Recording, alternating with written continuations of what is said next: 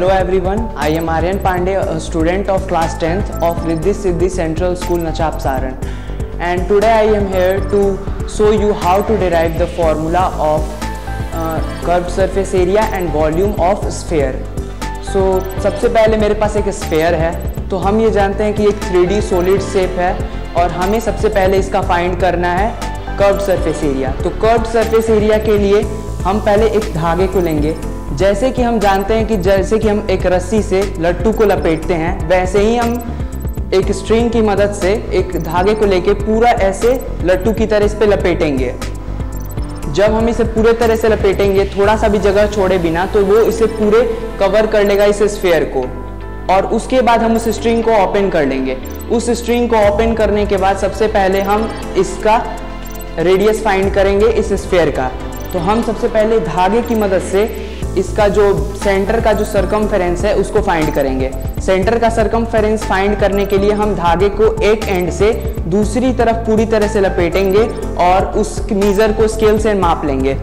तो हम उसके बाद से मान लेते हैं कि एक एक्स के फॉर्म में हमें कुछ इसका सरकमफेरेंस मिलेगा और वो जो होगा वो 2 पाई आर के इक्वल होगा, यानी कि इसका जो सरकमफेरेंस होगा वो 2 पाई आर के इक्वल होगा।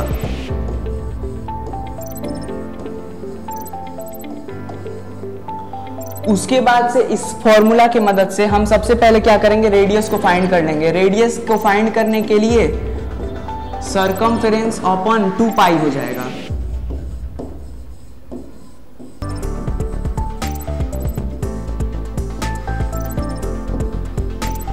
और हम पाई के वैल्यू को जानते हैं कि पाई का वैल्यू 3.14 होता है, तो उसको 2 से मल्टीप्लाई करके सरकमफेरेंस में डिवाइड कर देंगे, जिससे कि हमें इसका रेडियस फाइंड हो जाएगा। सबसे पहले कि हम क्या करेंगे कि पूरे तरह से धागे को इस पे लपेटेंगे। धागे को लपेटने के बाद से हमें इसका सरकमफेरेंस पता चलेगा इस स्फीयर का।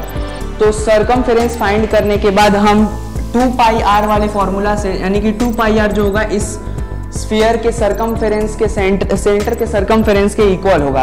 तो उसकी मदद से हम रेडियस को फाइंड कर लेंगे इस स्फीयर का। रेडियस को फाइंड करने के बाद हम क्या करेंगे कि उसी रेडियस से हम धागे को, जो धागा हमें निकला था उस पूरे धागे को लपेटेंगे। धागे को लपेटने के बाद हमें 4 सर्कल्स मिलेंगे, जिससे हमें ये पता चलेगा कि 4 जो इस सेम रेडियस के जो सर्कल्स होंगे उनका जो सरफेस एरिया होगा वो इस स्फीयर के कर्व्ड सरफेस एरिया के बराबर होगा, यानी कि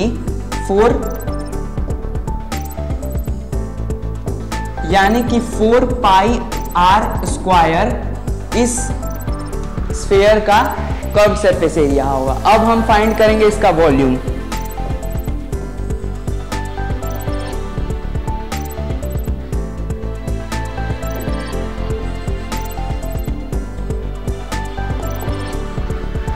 तो वॉल्यूम फाइंड करने के लिए हम सबसे पहले हमें रेडियस पता चल गया था इस स्फीयर का, तो उसमें हम डबल करेंगे तो हमें इसका हाइट पता चल जाएगा।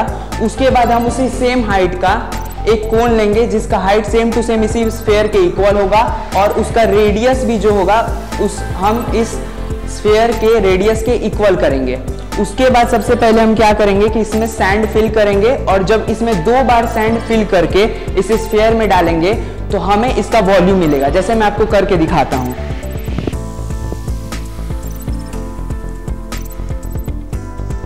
तो अब हम फाइंड करेंगे इस स्फीयर का वॉल्यूम। तो स्फीयर का वॉल्यूम फाइंड करने के लिए हम सबसे पहले ये जानते हैं कि हमने इसका पहले ही रेडियस फाइंड कर लिया है।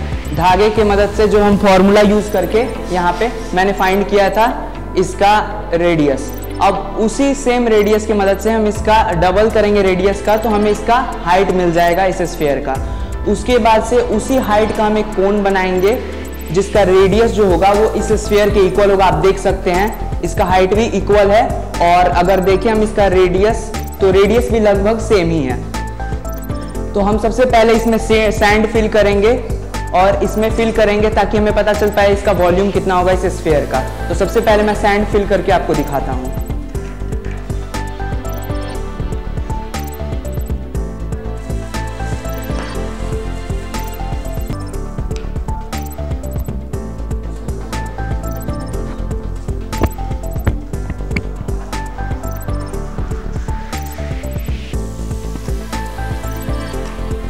तो मैं इस कोन में एक बार सैंड को पूरी तरीके से फिल करूंगा अप टू इट्स ब्रिम, मतलब पूरे इसके ऊपर तक। जैसे कि मैंने इस सैंड को पूरे इसके ऊपर तक फिल कर दिया है, अब मैं इस स्फीयर में इस सैंड को मैंने एक बार और इस कोन को पूरी तरीके से सैंड से भर लिया है और अब मैं इस स्फीयर में इसके पूरे सैंड को डालूंगा।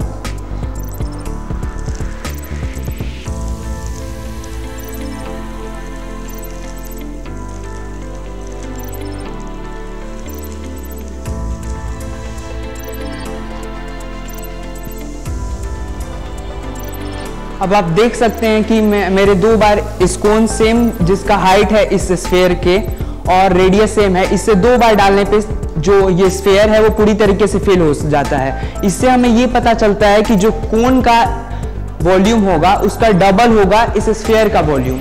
तो हम जानते हैं कि कोन का जो वॉल्यूम होता है वो होता है 1/3 पाई are square H.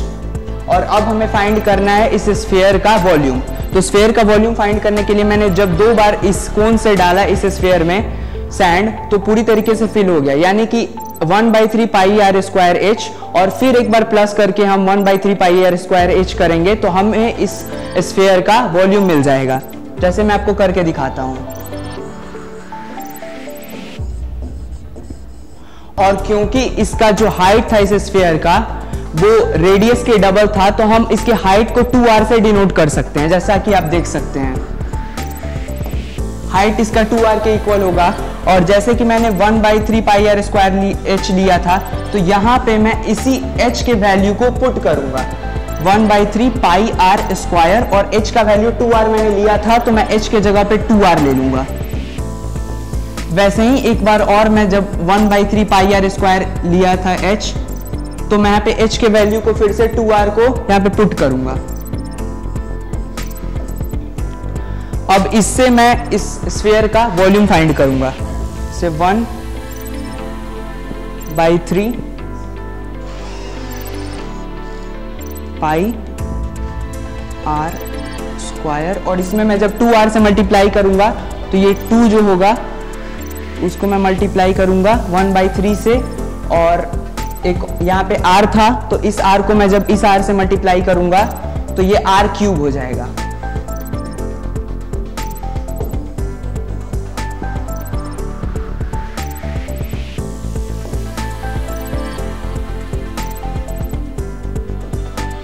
r cube हो गया। एक बार मैं और फिर से ऐसा ही करूंगा सेम टू सेम, जिससे कि हमें फाइंड होता है इसका वैल्यू कि 2/3 pi r cube plus 2/3 pi r cube. अब मैं इसको ऐड करूंगा तो हमें मिलेगा 4/3 पाई आर क्यूब, जो कि इस स्फीयर का वॉल्यूम होगा। Thank you.